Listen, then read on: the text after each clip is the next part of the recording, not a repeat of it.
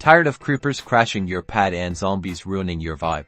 Today, we're building a super simple, yet surprisingly effective tripwire trap to keep those pesky mobs or even worse, unwanted players away from your precious Minecraft creations. First, you'll need some key ingredients: tripwire hooks, string, and a payload of your choice.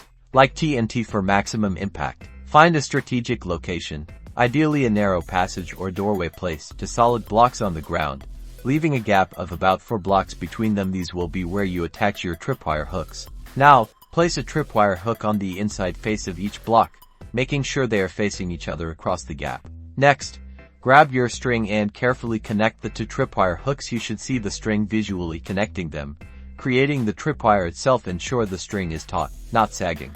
Now comes the fun part: dig a pit directly in front of the tripwire. Make it deep enough to cause significant fall damage, or even better, deep enough to hold our explosive surprise.